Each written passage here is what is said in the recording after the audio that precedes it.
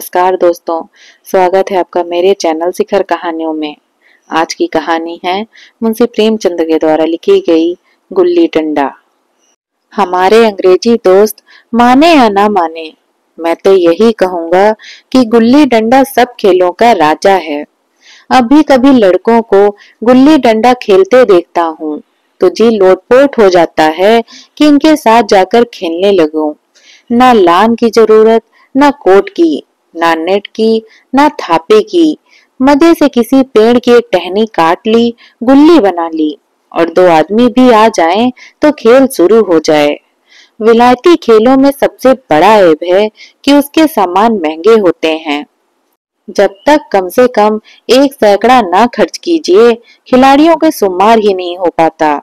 यहाँ गुल्ली डंडा है कि बना हर फिटकरी के चोखा रंग देता है, पर हम अंग्रेजी चीजों के पीछे ऐसे दीवाने हो रहे हैं कि अपनी चीजों की अरुचि हो गई। स्कूलों में हर एक लड़के से 3-4 रुपए सालाना केवल खेलने के फीस ली जाती है। किसी को यह नहीं सोचता कि भारतीय खेल खिलाएं जो बिना दाम कौड़ी के खेले जाते हैं। अंग्रेजी खेल उनके लिए हैं जिनके पास धन है। गरीब लड़कों के सिर क्यों यह व्यसन मरते हैं। ठीक है, गुल्ली से आंख फूट जाने का भय रहता है, तो यह क्रिकेट से सिर फूट जाने, तिल्ली फट जाने, टांग टूट जाने का भय नहीं रहता। अगर हमारे माथे में गुल्ली का दाग आज तक बना हुआ है, तो हमारे कई दोस्त ऐसे भी हैं जो थापी को बैसाखी से बदल बैठे। क्या अपनी अपनी रुचि है। मुझे गुल्ली ही सब खेलों से अच्छी लगती है और बचपन की मीठी स्मृतियों में गुल्ली ही सबसे मीठी है। वह प्रातः काल घर से निकल जाना, वह पेड़ों पर चढ़कर टहनियां काटना और गिल्ली डंडे बनाना, वह उत्साह, वह खिलाड़ियों के जमघटे, वह पादना और पदाना, वह लड़ाई झगड़े, वह सरल स्वभाव जिससे छूत अछूत अमीर गरीब का बिल्कुल भेद न रहता, जिसमें अमीराना चोचलों की प्रदर्शन की अभिमान की गुंजाइश ही न थी। यह उसी वक्त भूलेगा जब जब घर वाले बिगड़ रहे हैं, पिताजी चौकों पर बैठे वेग से रोटियों पर अपना क्रोध उतार रहे हैं। अम्मा की दौड़ केवल दौड़ तक है, लेकिन उनकी विचारधारा में मेरा अंधकार में भविष्य टूटी हुई नौका की तरह टगमगा रहा है और मैं हूँ कि पदाने में मस्त हूँ। न नहाने की सुधि है, न खाने की। गुल्ली है तो जरा सी, पर उसमें दुनिया भर की मिठाइयों की मिठास और तमाशों का आनंद भरा हुआ है। मेरे हमजोलियों में एक लड़का गया नाम का था। मुझसे 2-3 साल बड़ा होगा। दुबला, बंदरों की सी लंबी लंबी पतली पतली उंगलियां थीं। बंदरों की सी चपलता, वही झल्लाहट। गुल्ली कैसी ही हो, पर इस तरह लपकता था जैसे छिपकली कीड़ों पर लपकती है। मालूम नहीं उसके माँ बाप थे या नहीं, कहाँ रहता था, क्या खाता था, पर था हमारे गुल्ली क्लब का चैंपियन। जिसकी तरफ वह आ जाए उसकी जीत निश्चित थी। हम सब उसे दूर से आते देख उसका दौड़कर स्वागत करते थे और अपना गुయ్య बना लेते थे। एक दिन मैं और गया दो ही खेल रहे थे। वह पदा रहा था, मैं पद रहा था। मगर कुछ विचित्र बात है पदाने में, हम दिन भर मस्त रह सकते हैं, पदना 1 मिनट का भी अखरता है। मैंने गला छुड़ाने के लिए सब चालें चली, जो ऐसे अवसर पर शास्त्र विहीन न होने पर भी क्षम्य है। लेकिन गया अपना दाव लिए बगैर मेरा पिंड ना छोड़ता था। मैं घर की ओर भागा। अनुनय विनय का कोई असर न हुआ था। गया ने मुझे दौड़कर पकड़ लिया और डंडा तान कर बोला, मेरा दांव देकर जाओ। पदाया तो बड़े बहादुर बन के, पदने की बेर क्यों भाग जाते हो। तुम दिन भर पदाओ तो मैं दिन भर पदता रहूं। हाँ, तुमने दिन भर पातना पड़ेगा। ना खाने जाऊं ना पीने जाऊं। हाँ, मेरे दांव दिए बिना कहीं नहीं जा सकते। मैं तुम्हारा गुलाम हूँ। हाँ, मेरे गुलाम हो। मैं घर जाता हूँ, देखूं मेरा क्या कर लेते हो। घर कैसे जाओगे, कोई दिल लगी है, दाव किया है दाव लेंगे। अच्छा, कल मैंने अमरूद खिलाया था, वह लौटा दो। वह तो पेट में चला गया। निकालो पेट से, तुमने क्यों खाया मेरा अमरूद? अमरूद तुमने दिया तब मैंने खाया, मैं तुमसे मांगने ना गया था। जब तक मेरा अमरूद न दोगे मैं दाव न दूंगा। मैं समझता था न्याय मेरी ओर है। आखिर मैंने किसी स्वार्थ से ही उसे अमरूद खिलाया होगा। कौन निस्वार्थ किसी के साथ सुलह करता है? भिक्षा तक तो स्वार्थ के लिए देते हैं। जब गया ने अमरूद खाया तो फिर उसे मुझसे दाव लेने का क्या अधिकार है? रिश्वत देकर तो लोग खून पचा जाते हैं। क्या मेरा अमरूद क्यों ही हजम कर जाएगा? अमरूद पैसे के 5 वाले थे, जो गया के बाप को भी नसीब न होंगे। यह सरासर अन्याय था। गया ने मुझे अपनी ओर खींचते हुए कहा, मेरा दाव देकर जाओ, अमरूद समरूद मैं नहीं जानता। मुझे न्याय का बल था, अब अन्याय पर डटा हुआ था। मैं हाथ छुड़ाकर भागना चाहता था, वह मुझे जाने न देता। मैंने उसे गाली दी, उसने मुझे कड़ी गाली दी, और गाली ही नहीं, एक चाटा जमा दिया। मैंने उसे दांत काट लिया, उसने मेरी पीठ पर डंडा जमा दिया। मैं रोने लगा। गया मेरे इस अस्त्र का मुकाबला न कर सका। मैंने तुरंत आंसू पोंछ डाले, डंडे की चोट भूल गया और हंसता हुआ घर जा पहुंचा। मैं थानेदार का लड़का एक नीच जात के लौंडे के हाथों पिट गया। यह मुझे उस समय भी अपमानजनक मालूम हुआ, लेकिन घर में किसी से शिकायत न की। उन्हीं दिनों पिताजी का वहां से तबादला हो गया। नई दुनिया देखने में खुशी में ऐसा फूला कि अपने हमजोलियों से बिछड़ जाने का बिल्कुल दुख न हुआ। पिताजी दुखी थे, वह बड़ी आमदनी की जगह थी। अम्मा भी दुखी थी, यहाँ सब चीजों भी सस्ती थीं और मोहल्ले की स्त्रियों से घराव सा हो गया था। लेकिन मैं सारे खुशी के फूला ना समाता था, लड़कों में चीड़ उठा रहा था। वहाँ ऐसे घर थोड़ी ही होते हैं, ऐसे ऐसे ऊंचे घर हैं कि आसमान से बातें करते हैं। वहाँ के अंग्रेजी स्कूल में कोई मास्टर लड़के को पीटे तो उससे जेल हो जाए। मेरे मित्रों की फैली हुई आंखें और चकित मुद्रा बतला रही थी कि मुझसे उनकी निगाह में कितनी स्पर्धा हो रही थी।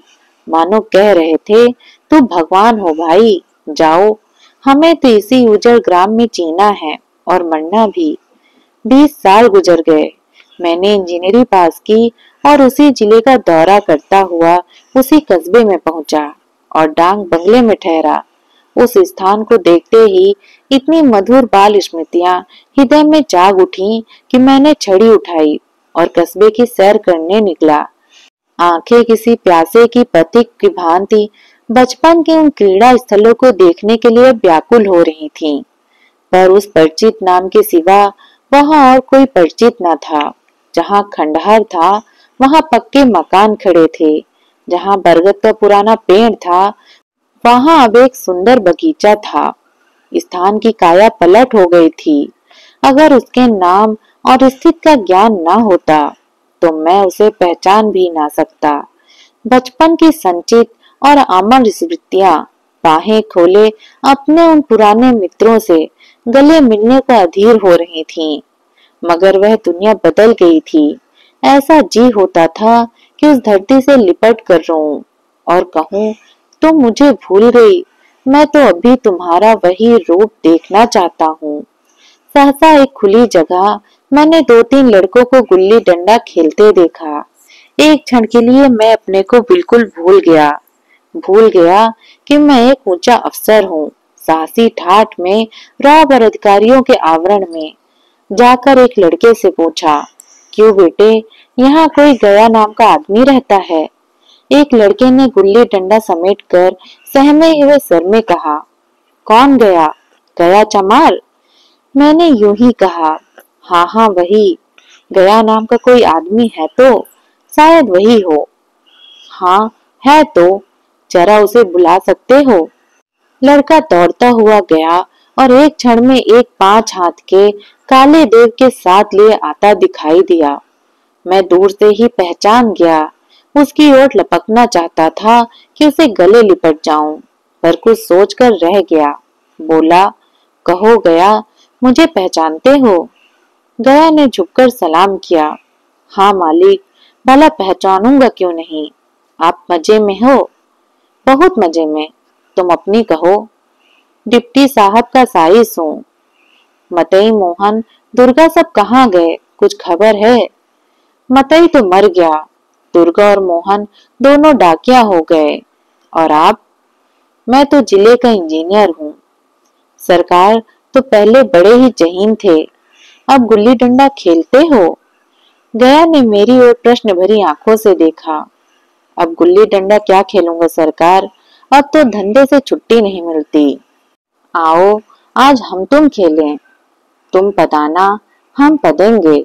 तुम्हारा एक दाव हमारे ऊपर है, वह आज ले लो। गया बड़ी मुश्किल से राजी हुआ। वह ठहरा टके का मजदूर, मैं एक बड़ा अफसर। हमारा और उसका क्या जोड़। बेचारा झेप रहा था, लेकिन मुझे भी कुछ कम झेप ना थी। इसलिए नहीं कि मैं गया के साथ खेलने जा रहा था, बल्कि इसलिए कि लोग इस खेल को अजूबा समझकर इसका तमाशा बना लेंगे और अच्छी खासी भीड़ लग जाएगी। उस भीड़ में वह आनंद कहाँ रहेगा। पर खेले बगैर तो रहा नहीं जाता। आखिर निश्चय हुआ कि दोनों जने बस्ती से बहुत दूर खेलेंगे और बचपन की उस मिठाई को खूब रस लेकर खाएंगे। मैं गया को लेकर डाक बंगले पर आया और मोटर में बैठकर दोनों मैदान की ओर चले। साथ में कुल्हाड़ी ले ली। मैं गंभीर भाव धारण किए हुए था, लेकिन गया इसे अभी तक मजाक ही समझ रहा था। फिर भी उसके मुख पर उत्साह या आनंद का कोई चिन्ह न था। शायद वह हम दोनों में जो अंतर हो गया था, यही सोचने में मग्न था। मैंने पूछा, तुम्हें कभी हमारी याद आती थी गया? सच कहना। गया झेपते हुए बोला, मैं आपको याद करता हुजूर, किस लायक हूँ। भाग में आपके साथ कुछ दिन खेलना बदा था, नहीं मेरी क्या गिनती। मैंने कुछ उदास होकर कहा, लेकिन मुझे तो बराबर तुम्हारी याद आती थी। तुम्हारा वह डंडा जो तुमने तान कर जमाया था, याद है ना? गया ने पछताते हुए कहा, वो लड़प्पन था सरकार, उसकी याद न दिलाओ। वाह, वह मेरे बाल जीवन की सबसे रसीली याद है। तुम्हारे उस डंडे में जो रस था, वह तो अब न आदर सम्मान में पाता हूँ, न धन में। इतनी देर में हम बस्ती से कोई 3 मील निकल आए। चारों तरफ सन्नाटा था। पश्चिम ओर कोसों तक भीमताल फैला हुआ है, जहां जाकर हम किसी समय कमल पुष्प तोड़ लाते थे और उसके झुमक बनाकर कानों में डाल लेते थे। जेठ की संध्या केसर में डूब चली आ रही है। मैं लपककर एक पेड़ पर चढ़ गया और एक टहनी काट लाया। चटपट गुल्ली डंडा बन गया। खेल शुरू हो गया। मैंने गुच्चे में गुल्ली लगाकर उछाली। गुल्ली गया के सामने से निकल गई। उसने हाथ लपकाया जैसे मछली पकड़ रहा हो। गुल्ली उसके पीछे जाकर गिरी। यह वही गया है जिसके हाथों में गुल्ली जैसे आप ही आकर बैठ जाती थी। वह दाहिने बाएं कहीं हो, गुल्ली उसकी हथेली में ही पहुंचती थी, जैसे गुल्लियों पर वशीकरण डाल देता हो। नई गुल्ली, पुरानी गुल्ली, छोटी गुल्ली, बड़ी गुल्ली, नोकदार गुल्ली, सफेद गुल्ली, सभी उससे मिलकर जाती, जैसे उसके हाथों में कोई चुंबक हो, गुल्लियों को खींच लेता हो। लेकिन आज गुल्ली को उससे वह प्रेम नहीं रहा। फिर तो मैंने पदाना शुरू किया। मैं तरह तरह की धांधलियां कर रहा था। अभ्यास की कसर बेईमानी से पूरी कर रहा था। फूट जाने पर भी डंडा खेले जाता था। हालांकि शास्त्र के अनुसार गया की बारी आनी चाहिए थी। गुल्ली पर ओछी चोट पड़ती और वह जरा दूर पर गिर पड़ती तो मैं झपट कर उसे खुद उठा लेता और दोबारा डांट लगाता। गया यह सब बेकादिया देख रहा था, पर कुछ न बोलता, जैसे उसे वह सब कायदे कानून भूल गए। उसका निशाना कितना अचूक था। गुल्ली उसके हाथ से निकलकर टन से डंडे से आकर लगती थी। उसके हाथ से छूटकर उसका काम था डंडे से टकरा जाना। लेकिन आज वह गुल्ली डंडे में लगती ही नहीं। कभी दाहिने जाती है, कभी बाएं, कभी आगे, कभी पीछे। आध घंटे पदाने के बाद एक गुल्ली डंडे में आ लगी। मैंने धांधली की, गुल्ली डंडे में नहीं लगी, बिल्कुल पास से गई, लेकिन लगी नहीं। गया ने किसी प्रकार का असंतोष प्रकट नहीं किया। न लगी होगी, डंडे में लगती तो क्या मैं बेईमानी करता? नहीं भैया, तुम भला बेईमानी करोगे? बचपन में मजाल था कि ऐसे घपला करके जीत बचता। यही गया गर्दन पर चढ़ बैठता, लेकिन आज मैं उसे कितनी आसानी से धोखा दिए जाता था। गधा है, सारी बातें भूल गया। सहसा गुल्ली फिर डंडे से लगी और इतनी जोर से लगी जैसे बंदूक छूटी हो। इस प्रमाण के सामने अब किसी तरह की धांधली करने का साहस मुझे उस वक्त ना हो सका, लेकिन क्यों ना एक बार सबको झूठ बताने की चेष्टा करूं। मेरा हरज ही क्या है? मान गया तो वाह वाह, नहीं दो चार हाथ पदना तो पड़ेगा। अंधेरा का बहाना करके जल्दी से छुड़ा लूंगा, फिर कौन दांव देने आता है। गया ने विजय के उल्लास में कहा। लग गई लग गई, ढंग से बोली। मैंने अनजान बनने की चेष्टा करके कहा, तुमने लगते देखा? मैंने तो नहीं देखा। ढंग से बोली है सरकार। और जो किसी ईंट से टकरा गई हो? मेरे मुख से यह वाक्य उस समय कैसे निकला, इसका मुझे खुद आश्चर्य है। इस सत्य को झुठलाना वैसा ही था जैसे दिन को रात बताना।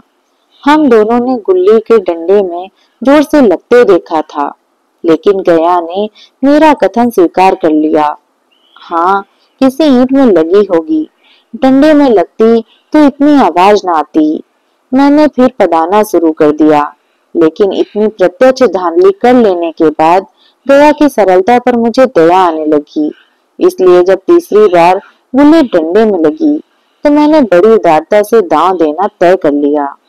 गया ने कहा, अब तो अंधेरा हो गया है भैया, कल पर रखो। मैंने सोचा कल बहुत सा समय होगा, कहना जाने कितनी देर बताए, इसीलिए इसी वक्त मामला साफ कर लेना अच्छा होगा। नहीं नहीं, अभी बहुत उजाला है, तुम अपना दांव ले लो, गुल्ली सूझेगी नहीं, कुछ परवाह नहीं। गया ने पदाना शुरू किया, पर उसे अब बिल्कुल अभ्यास न था। उसने 2 बार डांट लगाने का इरादा किया, पर दोनों ही बार हुच गया। 1 मिनट में कम से वह दांव खो बैठा। मैंने अपने हृदय की विशालता का परिचय दिया। एक दांव और खेल लो, तुम तो पहले ही हाथ में हुच गए। नहीं भैया, अब अंधेरा हो गया, तुम्हारा अभ्यास छूट गया, कभी खेलते नहीं? खेलने का समय कहाँ मिलता है भैया। हम दोनों मोटर पे जा बैठे और चिराग जलते जलते पड़ाव पर पहुंच गए। गया चलते चलते बोला, कल यहाँ गुल्ली डंडा होगा, सभी पुराने खिलाड़ी खेलेंगे, तुम भी आओगे? जब तुम्हें फुर्सत हो तभी खिलाड़ियों को बुलाऊं। मैंने शाम का समय दिया और दूसरे दिन मैच देखने गया। कोई 10-10 आदमियों की मंडली थी। कई मेरे लड़प्पन के साथी निकले। अधिकांश युवक थे जिन्हें मैं पहचान न सका। खेल शुरू हुआ। मैं मोटर पर बैठा बैठा तमाशा देखने लगा।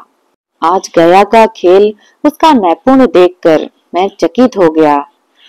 डांट लगाता तो गुल्ली आसमान से बात करती। कल की सी वह झिझक, वह हिचकाहट, वह बेदखली आज न थी। लड़प्पन में जो बात थी, आज उसने प्रौढ़ता प्राप्त कर ली थी। कहीं कल इसने मुझे इस तरह पदाया होता तो मैं जरूर रोने लगता। उसके डंडे की चोट खाकर गुल्ली 200 गज की खबर लाती थी। पदने वाले में एक युवक की कुछ धांधली की। उसने अपने विचार में गुल्ली लपक ली थी। गया का कहना था गुल्ली जमीन में लगकर उछली थी। इस पर दोनों की ताल ठोकने की नौबत आई। युवक दब गया। गया का तमतमाया हुआ चेहरा देखकर डर गया। अगर वह दब न जाता तो जरूर मारपीट हो जाती। मैं खेल में ना था, पर दूसरों के इस खेल में मुझे वही लड़प्पन का आनंद हो रहा था जब हम सब कुछ भूलकर खेल में मस्त हो जाते थे। अब मुझे मालूम हुआ कि कल गया ने मेरे साथ खेला नहीं, केवल खेलने का बहाना किया। उसने मुझे दया का पात्र समझा। मैंने धांधली की, बेईमानी की, पर उसे जरा भी क्रोध न आया, इसलिए कि वह खेल न रहा था, मुझे खिला रहा था, मेरा मन रख रहा था। वह मुझे पदाकर मेरा कचूमर नहीं निकालना चाहता था। मैं अब अफसर हूँ, यह अफसरी मेरे और उसके बीच में दीवार बन गई है। मैं अब उसका लिहाज पा सकता हूँ, अदब पा सकता हूँ, साहचर्य नहीं पा सकता। लड़प्पन था तब मैं उसका समकक्ष था। यह पद पाकर मैं अब उसकी केवल दया योग्य हूँ। वह मुझे अपना जोड़ नहीं समझता। वह बड़ा हो गया है, मैं छोटा हो गया हूँ। तो दोस्तों, कैसी लगी आपको ये कहानी? कमेंट करके जरूर बताइएगा और मेरे साथ जुड़े रहने के लिए सब्सक्राइब करिए मेरे YouTube चैनल को। धन्यवाद।